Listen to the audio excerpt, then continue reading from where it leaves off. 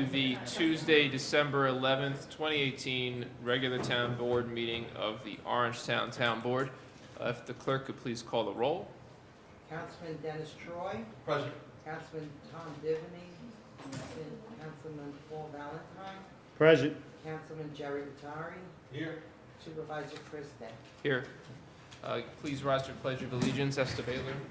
I pledge allegiance To the flag of the United States of America and to the republic for which it stands, one nation, under God, indivisible, with liberty and justice for all.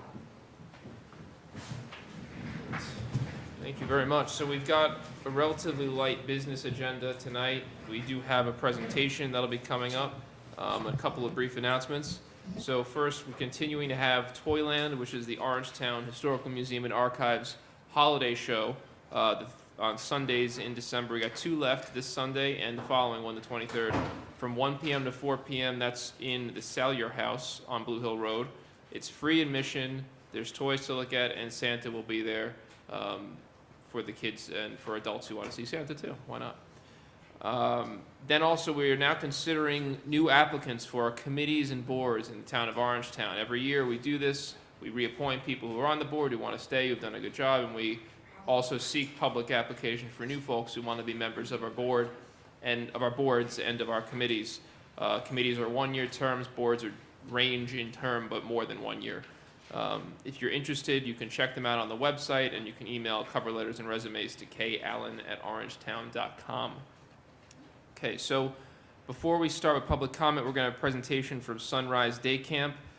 Sunrise is a camp for kids with cancer located at the Henry Kaufman Campgrounds in Pearl River. I met with them a few weeks back, maybe a month now, something like that, to learn about what they do, and they wanted to take the opportunity, offer them to sort of get the word out about the good works they do for our community and others. So if I invite them up to the podium and introduce themselves.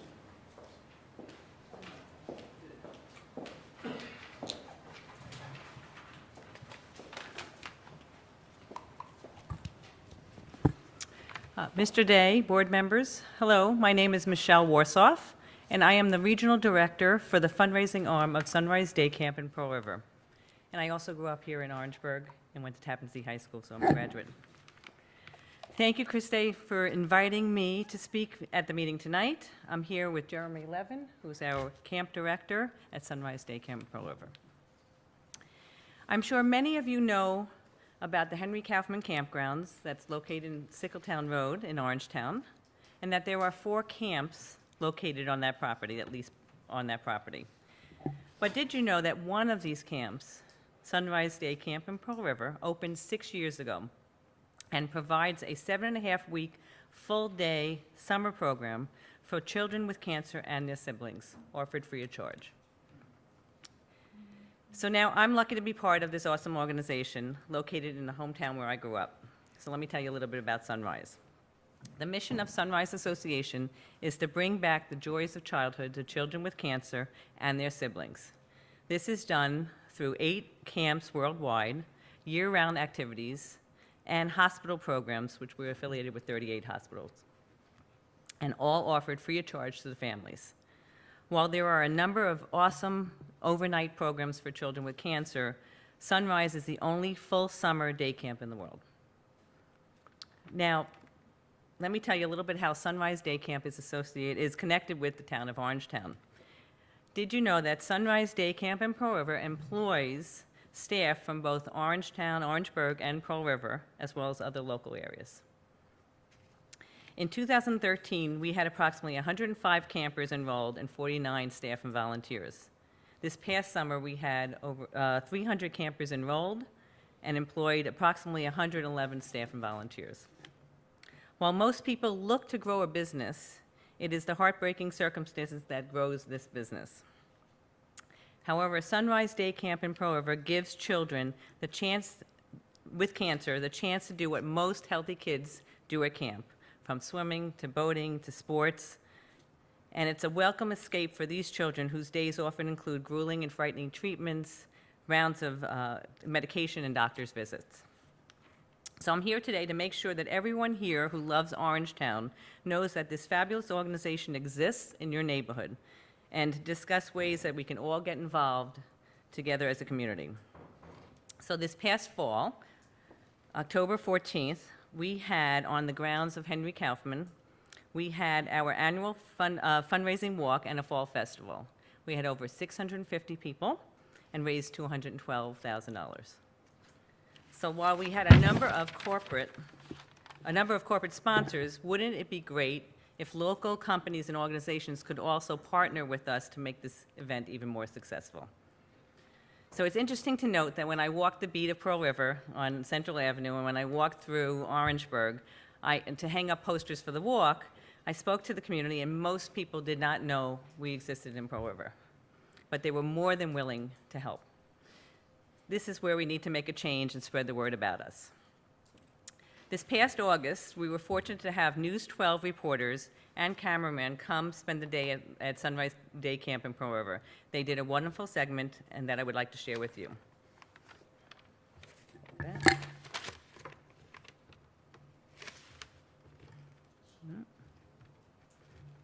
All right, you plug it in.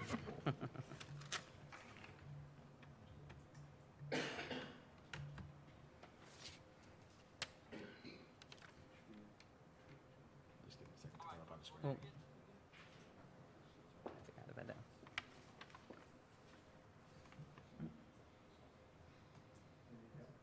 Nope, You guys we're need just some- waiting for it to some come help up. there, or- Oh, he's There we go. confident, so he knows what he's doing. All right, folks, well, there is a special place in the woods of Rockland County that is changing children's lives for the better. It's actually a camp, but this camp, where the kids are, they're just a little bit extra special. Here's News 12's Richard Giacobis with that story. All right, let's do it. It's roundup time at sunrise. The second to last roundup before camp closes for summer. It's going to be a beautiful day today. It's going to be hot and the sun is out. Making the first stop of the day, the playground. And the first camp activity for 3.5-year-old Genevieve Kim, because today is Genevieve's first day at Sunrise Day Camp.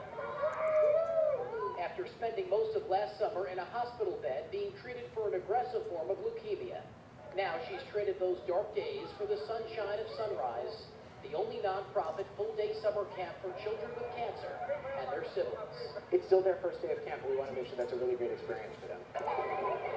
We came across Genevieve suited up in her bathing suit, ready to jump in the pool all by herself. A brave fighter not only with her diagnosis, but also amongst her peers. Yes, little Genevieve may be small, but she's already making new friends on the Sunrise Campground, making sure they know her age, and pretty much exactly what she wants. Hearing the pearl. And so, with a little help from the Sunrise counselors, Genevieve glides in. But remember, this little girl is used to overcoming fears, and this slide is no different. Taking on the big drop, all by herself.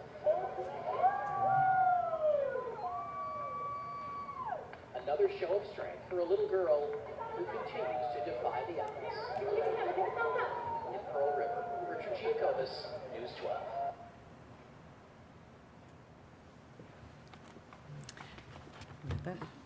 So what a great story, and great publicity for the town of Orangetown, too.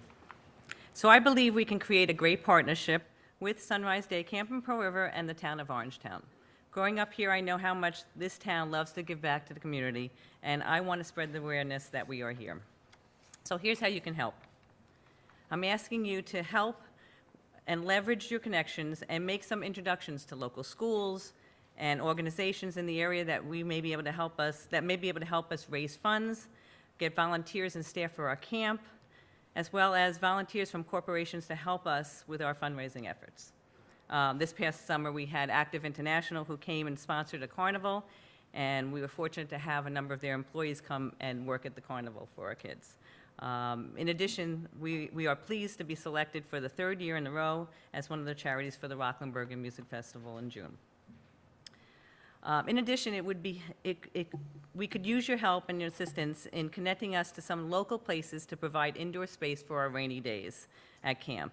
We have outgrown our indoor space at camp, and we are always looking for space available.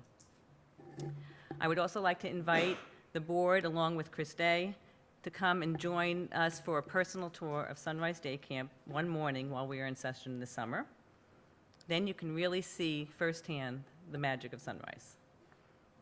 So following this meeting, I will send you all an email with our website to learn more about Sunrise, and we'll reach out to you early in 2019 so that we can start thinking of ways of raising awareness about this incredible camp. Thank you. Thank you very much. Can't think of a much better cause than that. Okay. I have some pieces from our walk and some folders if you'd like. Oh, great. Yeah, sure. Just hand them up here.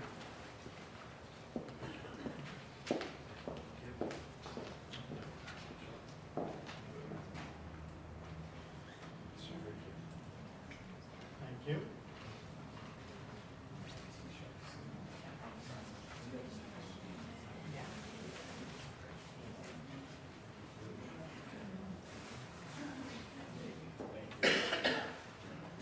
Great. Thank you very much for that presentation.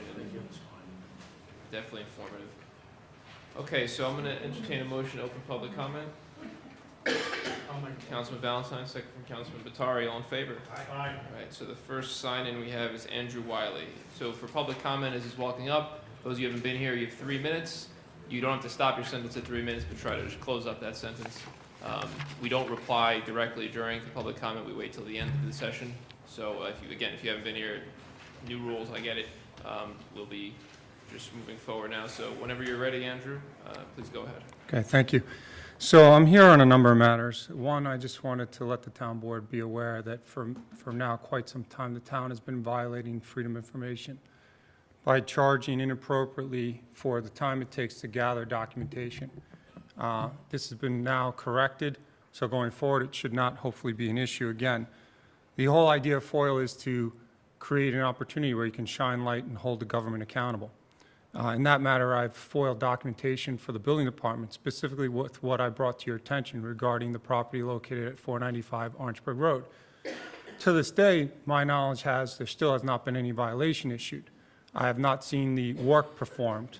I don't believe the sprinkler system was put in, but I can't answer or speak directly on this because the FOIL request that I submitted over 2 months ago, I still have not been fulfilled. I got a letter stating that in order for me to fill this FOIL request, that we would need to pay $597.50, when in fact, what is the only legal thing that you could charge me is an excess of 2 hours for copying. It doesn't take more than 2 hours to copy 558 pages, which is what I believe they say they have as far as documentation. So I just want to be clear that this is a big issue in which the building department has not followed the letter of the law with regards to this matter. And I do intend on foiling other documentation from this department and other departments going forward until these issues get resolved. I find it disturbing that you would be willing to charge me $600 for documentation, and yet the person who legally did work, you still have not collected the proper building permit fees. So someone who actually does the right thing, 2 doors down, they pay the building permit fees, and they saw an increase in their assessments over 30%. These people did the wrong thing.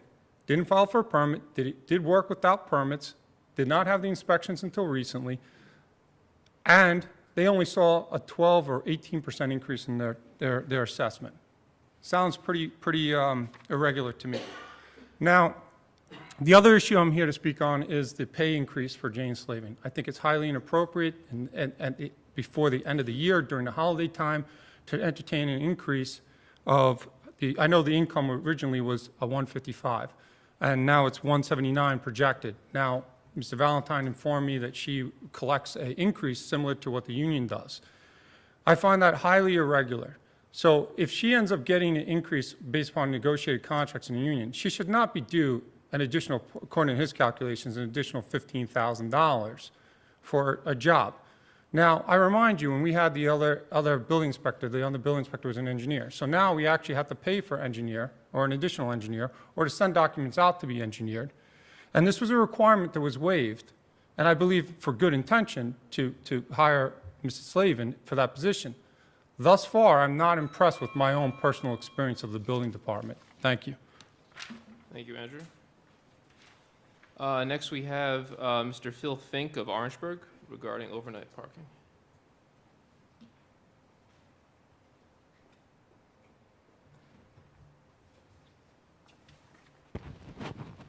I was here a couple weeks ago and about illegal parking on Wisteria Court.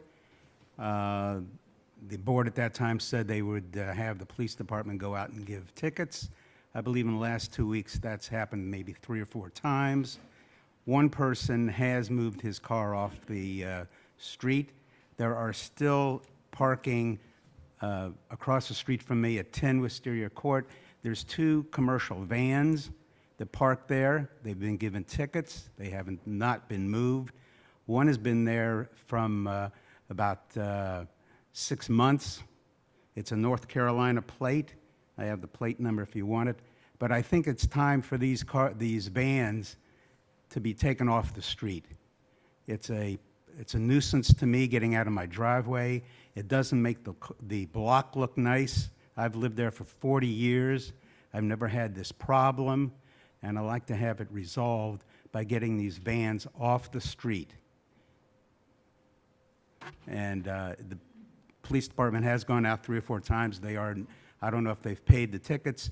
The tickets are still on the vans most of the time, 2 or 3 days afterwards. So I would appreciate if, for the block, there's about 7 of us have been living on the block about 40 years. It's a nice block, but this is really a nuisance. And once you have a snowstorm, it's going to be a trouble for the plows to come down and clear the street properly. And that's all I have to say. Thank you very much. Okay. Last person to sign in is Esther Baylor. And anyone who hasn't signed in, you could just raise your hand if you're interested after. Good evening, Supervisor Day and Town Board members. My name is Esther Ann Baylor, and I'm a consumer who works through Geronimo Tech at Salvation Army at the Palisades Mall on the 1st floor near the Cheesecake Factory. I'm working on December 22nd from 10 in the morning to 1 in the afternoon. All donations are greatly appreciated. Another thing, Chris, there's an overpopulation of cats outside the Palisades Mall, right near the bus stop near Cheesecake. I did call George Holman regarding it, but something needs to get done. And there's all kinds of things on these cats. Nothing is being done. Thank you. Have a great night. Thank you, Esther. Is there anyone here who would like to speak during public comment who is not signed in? And I just want to add, if you're staying possibly for the public hearing on the one-way, we're going to continue that indefinitely because we're waiting on a traffic study. So if you had anything to say, now's the time. Seeing none, is there a motion to close public comment? Councilman Batari, second from Councilman Troy. All in favor? Aye. Okay, so going in reverse order, Esther, good point. Salvation Army is a great organization. Thank you for helping them out. I would appreciate if you guys would give them I always support them when I'm shopping, and the cats at the Palisades Mall, as we all know, that's in the Clarkstown. I'm glad you spoke to George. I'm sure their animal control will get on it. There have been issues with High Tour with processing the cats both in Orangetown.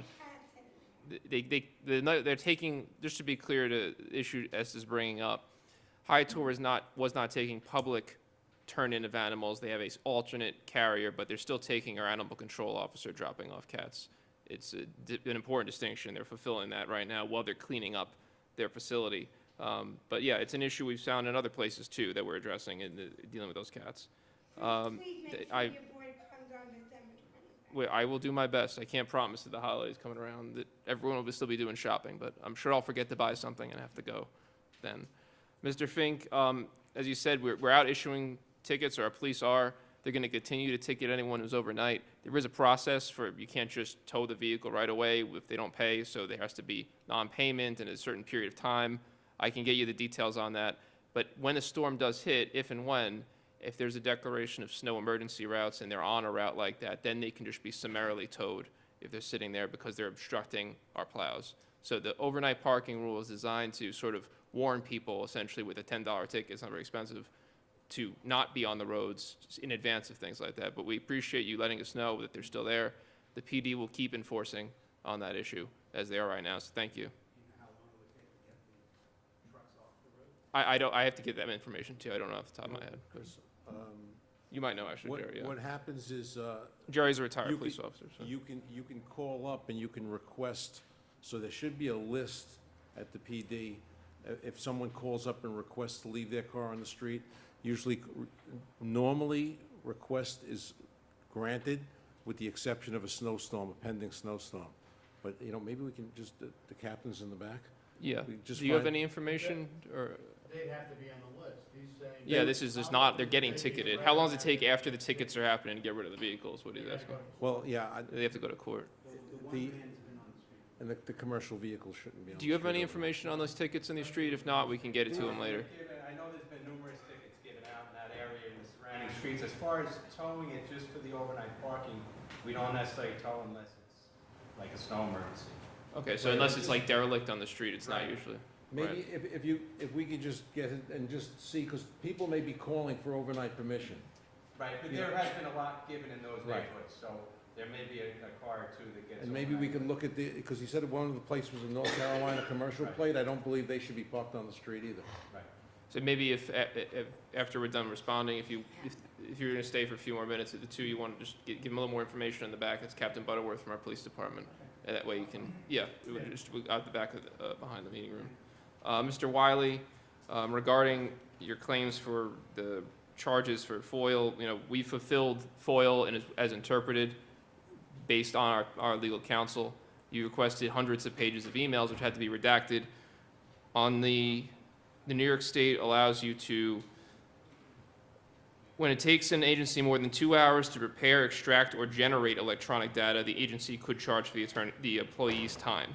So the charge was specifically for the time it takes to extract the proper data from the emails. There's a conflicted series of attorneys' opinions on it, but however, we're talking about hours and hours of people's time to try to redact these emails. All the non-email stuff, though, has repeatedly been made available to you in your FOILs.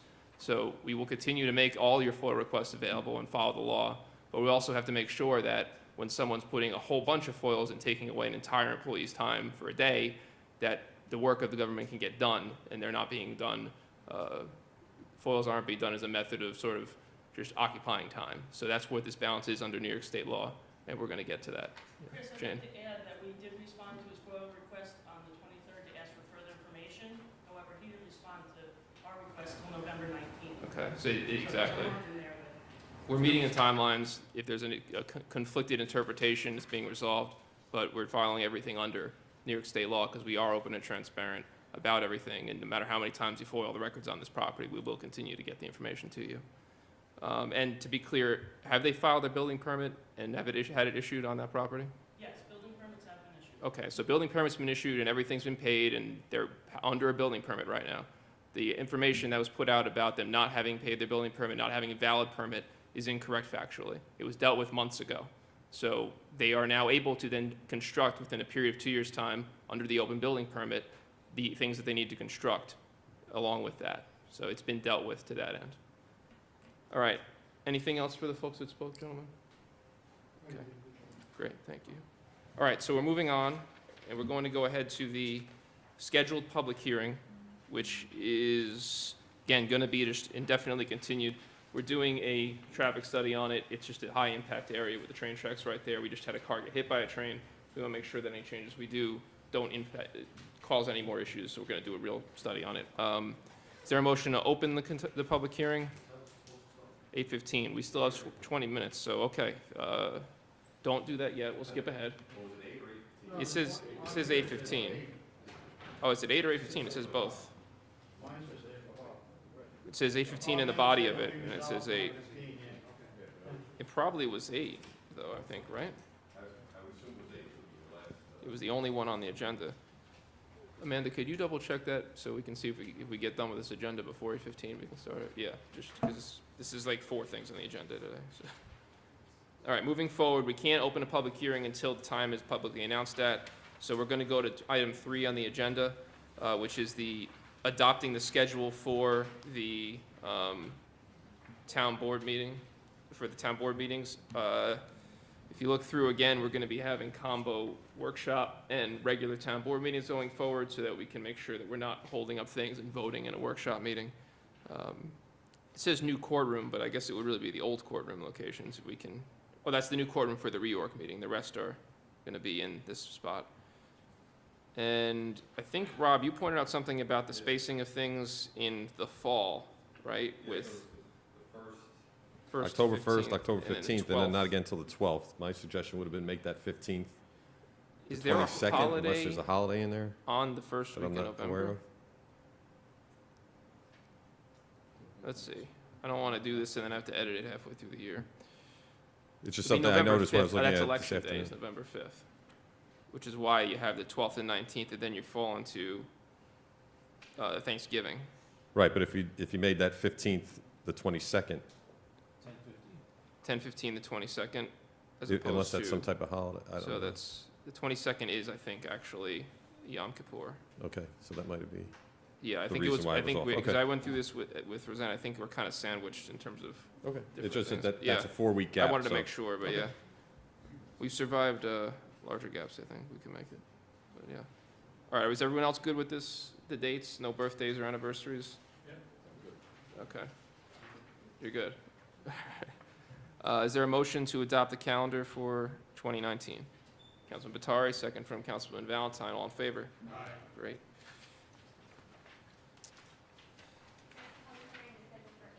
Eight o'clock, good. We're 2 minutes from there. Excellent. Thank you, Amanda. Number 4, accept, receive, and file documents for the town clerk's office. Do I have a motion? Councilman Troy, second from Councilman Valentine. All in favor? Aye. Resolution to adopt the Rockland County approved Town of Orangetown zoning map with several revisions from our previous. Do we have a full color one or a one on the screen or something like that, or just? We put it up last week and you can't see it on the screen. Oh yeah, it was too small on the But I screen. do have 2 large copies that. Do you guys want to look at? If you looked at it, and we were reviewing. You looked? Did you everyone checked before the meeting about it? It's got the new change for the hotel, right? And it's got the Yes, we're up to date with all the changes that. everything we've done. The last time the map was reviewed was 2011. So Okay. anything since 2011 and the errors that have been found were taken care of. Okay, so we fixed that neighborhood. Okay, we don't have to worry about the whole neighborhood coming in. Yeah, I mean, as long as it looks, Yeah, that's it. it looks beautiful, Jan. Good work. I know it's hard to see because we can't. It's very colorful. Okay, so this should fix a lot of issues, and hopefully we don't have a situation like that again. We had a guy who bought land that was mislabeled on the map, so it kind of threw a wrench in his plans for it, so we'll try to avoid that now. Is there a motion to adopt this map? Councilman Batari, second from Councilman Troy, all in favor? Aye. All right, moving back, it is now 8 o'clock, and we'll do our public hearing, open and then continuance. Do I have a motion to open the public hearing for traffic flow adjustment? Councilman Troy, second from Councilman Batari, all in favor? Aye. Again, we're gonna move to, I will just offer this motion to continue to a future date to be determined. Is there a second? Councilman Valentine, all in favor? Aye. Great. Just, we're going to have to republish that. That'll be Yes, it will have republished. to be and we'll notice republished as its own separate thing because it hasn't been set as a date today. But we may have a month or two before I don't like having to keep doing it and making people think we're gonna vote. Okay, appoint, number 6, appoint Domenico Miano, Assistant Building Inspector, less than full-time. This was in the budget, it's just we're appointing. Is there a motion? Councilman Valentine, second from Councilman Troy, all in favor? Aye. Appoint Christine Bant as Senior Records Clerk Typist Law Enforcement, again, also was in the budget. Is there a motion? Councilman Troy, second from Councilman Batari, all in favor? Aye. Declare surplus town vehicle, the old fire prevention vehicle we replaced this year. Is there a motion? Councilman Valentine, second from Councilman Troy, all in favor? Aye. Resolution to accept the donation of a memorial tree in memory of Julia Regan. Yeah, you want to make that motion? Councilman Troy with the motion. Is there a second? Councilman Valentine, all in favor? Aye. Resolution to appoint Christine Fuller, Principal Clerk Typist for Parks and Recreation. This was made vacant by retirement. Is there a motion? Councilman Troy, second by Councilman Batari, all in favor? Aye. Resolution to increase salary for Jane Slavin to the salary below, effective January 1st, 2019. Is there a motion? Councilman Valentine, second from Councilman Vitari. All in favor? Great. Resolution to approve traffic study along the curve on Old Middletown Road. This is not the same traffic study we'll be doing for anyone in the audience. Is there a motion? Councilman Valentine, second from Councilman Troy. All in favor? This is a memorializing resolution opposing MTA fare hikes. I sent it around via email. Basically, the MTA, after cutting all their services and refusing a discount for our riders offered by New Jersey Transit and refusing to pursue compensation for cut express trains, is now trying to raise our rates. And they have a public hearing open right now, an in-person one for anyone at home who wants to attend. Is Thursday from 5:30 to 8:30 p.m. in the Adler Community Room of the Palisades Center Mall. They would take in-person comments, which could be very frustrated in-person comments, which I'd recommend because I've seen plenty of them. We're not getting the level of service we're supposed to get already, and they want to charge us more for it. So basically what we're saying here is, one, do not raise rates for Pearl River or for the train stations in Rockland County or our ferries. We're expressing our displeasure for the quality of service and of all of our MTA public transportation because we don't get the same amount of services back here as we pay into it in taxes. And that we're calling upon the Metro North and the MTA to insist that New Jersey Transit actually compensate Metro North for cut express trains, that they pass on that compensation to the ridership in some form, whether credits on their tickets or some sort of improvements to the services here in Rockland County and Orangetown. So is there a motion for this memorializing resolution? Councilman Valentine, second from Councilman Batari. All in favor? Aye.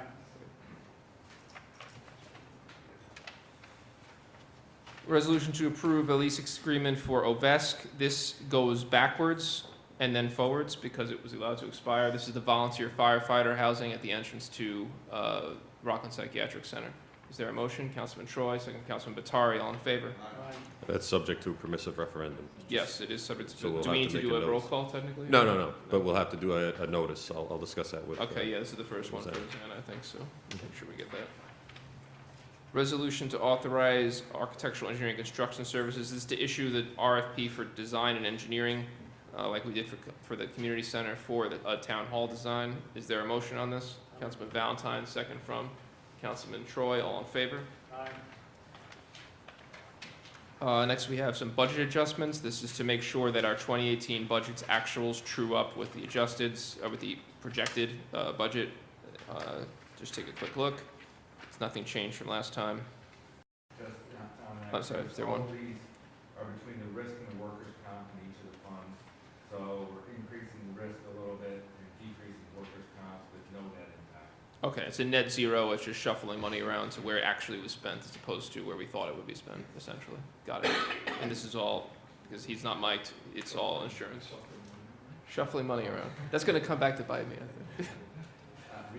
Reallocating funds to the appropriate account is what it is. Is there a motion on this one? Councilman Valentine, all in favor? Sorry, second.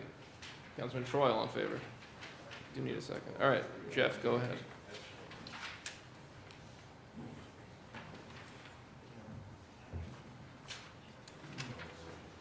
Thank you, Jeff.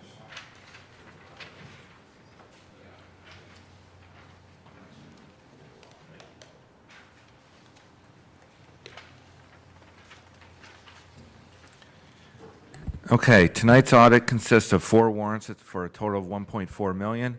The first warrant had 44 vouchers for $96,000, was for utilities. The second warrant had 1 voucher for $30,000 and was for a fire safety vehicle. That was bonded money. The third warrant had 1 voucher for $71, and that was to the County Commissioner of Finance. The fourth warrant had 234 vouchers for $1.3 million. Items of interest, number 1, Bella Vista Construction, $17,000 for curb and sidewalk repair. Number 3, Capasso, $48,000 for recycling. Number 5, Dell, $17,000 for IT servers. Number 8, Goosetown, $22,000 for police equipment leases. Number 9, Helmke, $5,700 for snow removal at OHA. Number 10, Department of Civil Service, $756,000 for CSEA Healthcare. Number 12, Pace University, $20,000 for the Pearl River Revitalization Study. Number 13, Rockland County Sewer District, $17,000 for our half of the sewer plant study. Number 15, Schultz Ford, $63,000 for sewer vehicles. Those were bonded monies. Number 17, Sprague Operating Resources, $32,000 for fuel. And number 18, the State Comptroller, $46,000 for justice fines. Any questions on the audit? You have vitalization instead of revitalization. It was already vitalized. Okay. You have to revitalize it. Other than that, we're good. We're good? All right. Is there a motion to accept the audit? Councilman Troy, second from Councilman Valentine. All in favor? Do you gentlemen have anything you would like to bring up to discuss before we move to executive session for contracts? Do we have anyone to adjourn in memory of this week? Peter Engel, who's a resident of Cortwood Village, is in the... He's, I heard. thanks for the correction. The, Peter Engel is in the Hibernian, the pipe band, and has done a lot of volunteer work here in the town. He had a big heart, and the heart stopped working, so in his memory.